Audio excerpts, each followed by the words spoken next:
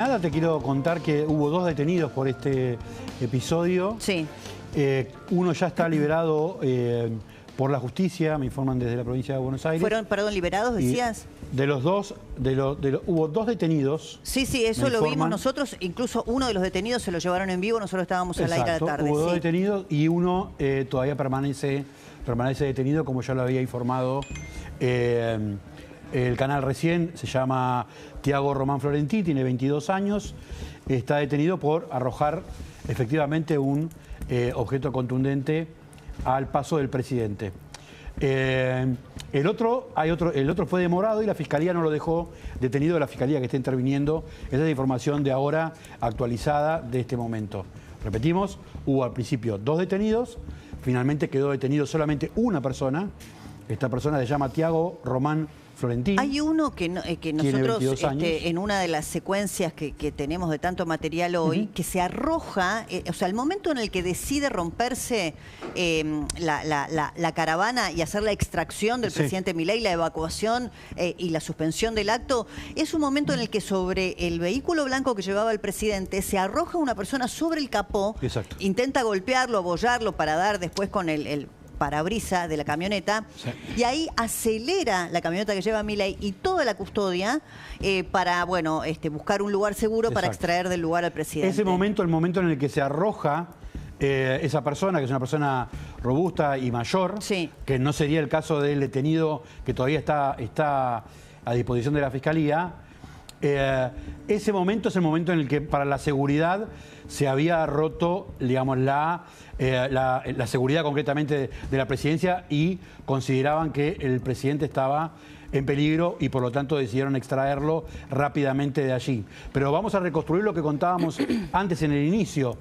Desde ayer, desde la mañana, estuvimos trabajando sobre la posibilidad de que hubiesen incidentes en función de lo que había pasado en Junín, donde vimos y mostramos ayer lo que había ocurrido en Junín con el acto de presentación, el lunes fue, de presentación de candidatos que tuvo Javier Milei, y que hubo una gresca e inclusive pedradas. Cuando empezamos a investigar, empezamos a preguntar si había un operativo de seguridad, nos llega la información de que había en redes sociales movimientos y convocatorias a contramarchas al paso de Javier Milei. Efectivamente, lo que hubo fue una avanzada de presidencia para ver la zona donde efectivamente iba a hacer el presidente esa recorrida. Entendieron que había riesgo de seguridad, pero como decíamos, tomaron la decisión de ir igual porque no querían modificar absolutamente nada y querían hacer el acto y no suspender la actividad de campaña en función de que quedan solamente 10 días de campaña y que este acto estaba anunciado. Bueno, yo acá es una interpretación personal, ¿no? Pero por un lado es un riesgo, obviamente, porque está en juego nada menos que la seguridad presidencial, y lo sumo a todos, a Diego también, a Flor. Está en riesgo la seguridad presidencial, nada menos. Ustedes veían en la foto la distancia tan corta entre la piedra que vuela y la cabeza del presidente y también de Karina Milei y todos los que estaban en la camioneta. Pero es un riesgo que deciden tomar porque a mí me parece también que entendieron o les entró el conflicto españolo en el seno del gobierno de la campaña, y esta estrategia de la victimización y de poner el monopolio de la violencia en manos del kirchnerismo les puede resultar funcional también. Sí, es muy peligroso, es un juego peligroso, muy peligroso, es un de cualquier manera, que el tono de la campaña, o sea que el vocabulario de la campaña hacia lo que sucedió en el Congreso este tiempo, ¿no? Y lo que está pasando en las calles ahora, cada vez que hay un candidato, pues ya pasó en Junín, deberíamos suponer que podría pasar en cualquier lado donde hay un terreno adverso, ¿no? Es complicado. Por algo, muchas veces los dirigentes hicieron los famosos actos que nosotros cansamos de ir, vos, Facu, todos, de atmósferas controladas. Acordate que las campañas transcurrían muchas veces en lo que se llamaba atmósfera controlada, que es, bueno, es un lugar cerrado, donde más o menos van en general militantes, no digo solamente militantes, sino gente que tiene la empatía, los medios muy atrás o muy, digamos, acotados. Mucho corralito para los medios. Ellos entraban por otra área y demás, y ese fue durante años toda la cuestión, así fueron los actos, la mayoría de los actos, ¿no? Esto en un territorio relativamente adverso como es el peronismo, como es, perdón, la provincia de Buenos Aires. Porque además, digo, el riesgo es grande porque cuando vos... yo no me consta, pero digo, es una hipótesis que la estrategia de victimización en este contexto complicado para el gobierno pueda ser en algún caso analizada, nunca sabés quién va a poner a la víctima. No, nunca sabés. No, de cualquier manera, digamos, inaceptable. Sea como fuere, inaceptable. Y tampoco suceda, es una información, es una especulación. Exactamente, exactamente. Es una especulación. Ahora, la posibilidad de poner vallados en toda esa zona, lo que me decían es que era impracticable. No se puede. Era impracticable poner vallados porque eso implicaba cortar el tránsito y cortar la circulación. Entonces, lo que dijeron, lo que me comentaban es, el acto se va a hacer igual, vamos a tratar de reforzar la seguridad. Era muy parecido a los actos de 2023. Exactamente. La verdad es, la diferencia es que ahora es Belgrano. Claro, pero ahora es presidente. Exacto, querían retomar esa mística del 23 en un contexto muy complejo, muy difícil y que lo que había era un run complicado en la zona con organizaciones de base que no son del todo controlables y por eso decíamos que el propio intendente Otermina había publicado ese comunicado porque sabía efectivamente que este clima se estaba generando en torno al acto de Javier Milei. Pero déjame que te agregue una información sobre el tema de la denuncia y lo que dijo el presidente. Sí, lo que le dijo a Abigail Oliverio. Antes de que se suspendiera el acto. Nosotros habíamos planteado el domingo a la noche en la cornisa, en el programa de Majul, que el gobierno no estaba descartando, pero había analizado en un principio hacer una denuncia contra Españolo. Que esa decisión de denunciar a Españolo se había mantenido suspendida, pero no se había descartado. Durante el fin de semana estuvo trascendiendo la idea de que el gobierno iba a denunciar a Españolo por lo que había planteado por dos motivos. Primero, por efectivamente, si él conocía algún tipo de irregularidad, durante todo el tiempo que estuvo como titular de Andis, tendría que haberse presentado, en primer lugar. Bueno, pero esperá, porque es un arma de doble filo tremenda. Es un riesgo, otro riesgo muy grande, pero acá aparece un elemento nuevo, porque vos decís, en el fin de semana el gobierno analizaba la posibilidad de denunciar a Españolo por el incumplimiento propio de no haber hecho una denuncia como funcionario público si él había visto un desmanejo o alguna situación vinculada con la corrupción. Pero acá el gobierno sube un escalón más. Porque cuando hoy Milei le dice a Abigail Oliverio, lo vamos a denunciar en la justicia, prácticamente a los 40 minutos estaba publicando en La Nación la nota de Nacho Grimaldi, que tiene como fuente la auditoría de Vilche, diciendo Españolo durante su gestión compraba con sobreprecio. Es que ese es el segundo punto. El segundo punto es, el gobierno había tomado la decisión de suspender, pero no de descartar la denuncia, porque estaba esperando los resultados de la auditoría. A ver, la posibilidad de que él haya conocido que existían irregularidades y no denunció era un motivo. Pero el segundo motivo es que efectivamente esto haya ocurrido bajo su área y que él no lo haya denunciado. Que él haya sido el beneficiario. Pero lo que necesitaban era los datos efectivamente de que esas irregularidades existieron dentro de la auditoría y los datos que están empezando a surgir son estas incompatibilidades entre los precios de un lado del mostrador, en el lado del Ministerio de Salud, y de otro lado del mostrador, del lado de Andis. Entonces, a partir de eso, que es una decisión que se tomó hace muy pocas horas, es que empezando a recibir información, es que toman la medida de terminar de recopilar la información que exista dentro de la auditoría y efectivamente después de eso... O sea, apostando a que no se pueda probar o sea más difícil de probar el vínculo entre lo que sería la corrupción de Andis y Lule Menem o Karina Milei, dicen, bueno, vamos a aceptar o empezar a construir un terreno, porque es lo que hoy difunde el Ministerio de Salud, de que había corrupción efectivamente dentro del organismo y encapsulamos el problema en español. Porque probar la coima es más difícil. Me hace acordar a los cuadernos cuando los dueños de las empresas ponían a algún empleado a hacerse cargo de... Claro, de cualquier manera, a ver, esa división de dos lados del mostrador no es tal, ¿no? Porque la Andis, que si bien tiene cierta autonomía, es el presupuesto más importante que tiene dentro del Ministerio de Salud. Por lo tanto, el Ministerio de Salud no hay una escisión absoluta, ¿no? Esto es sí, vos viste que hoy incluso dejan trascender ellos que es un ente autárquico, creo que así lo describen, como diciendo, bueno... Pero habían dos formas, habían dos procesos diferentes.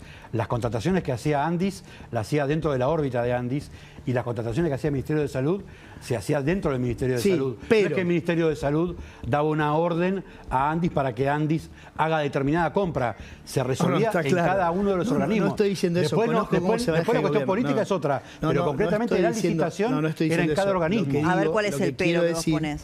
Lo que quiero decir es que no parece muy creíble o muy real que el Ministerio de Salud haya estado absolutamente afuera de lo que hacía Andis. A eso me refiero. Claro, ahí como rescatan a la figura de Lugones para poner toda la responsabilidad la figura en de Lugones está, ayer está muy complicada la figura de Lugones, están decidiendo qué hacer, básicamente se va a decidir en unas horas cuando venga Coti Nosiglia, que es su padrino, ¿no? El famoso Enrique Coti Nosiglia. La gente de Lugones, estuve viendo ahí qué hacer con él. Nadie lo va a entregar a Lugones ahora. No, por es que hoy, razones. por eso te digo, este elemento que porque el gobierno... es necesario que se establezca, por lo menos en la opinión pública, esta doble, digamos, estructura, Ministerio de Salud y Andis. Entonces ahora, Diego, es necesario, muy necesario Lugones me todavía. Interesa mucho tu mirada respecto de este tema, porque, a ver, el gobierno está buscando una estrategia política y judicial, que es denunciar eventualmente en la justicia al ex titular de Andis, Españolo, y al mismo tiempo, por lo que hoy se ve de esta preliminar auditoría que está haciendo Vilches, rescatar a Lugones. Claro. Porque cuando ellos te dicen Landis, y vos tenés mucha información sobre eso, por eso te pregunto, es un ente autárquico, entonces si pagaban sobreprecio es un problema de Españolo, y rescatan a Lugones, ven que el Ministerio de Salud compraba con un mejor... Bueno, eso es una estrategia. Es una estrategia. Es una estrategia, obviamente. Digamos que no sabemos si va a funcionar, ¿no? Es una estrategia. Pero la entrega de Lugones, y esto hay que hacer... ¿Te acordás? Yo te decía, perdón, la entrega de Españolo. ¿Te acordás que el otro día yo te decía, ya la hicieron el primer día, cuando hicieron el decreto y lo fundaron? Exacto. En el primer día, cuando fundan el decreto, dicen, lo vamos a correr, vos no tenés que fundar un decreto donde le limitás el tiempo de permanencia a un funcionario. La fundamentación, decís vos. Hay unos considerandos, ¿no? que están antes de que dice el presidente decreta tal cosa, ¿no? O el ministro de Salud, no me acuerdo quién lo firmó. Si era decreto o resolución. Lo cierto es que lo fundan, y lo fundan en la incompatibilidad de este funcionario con los valores de la conducta ética que tiene que tener un funcionario. Con lo cual lo entregaron ese día.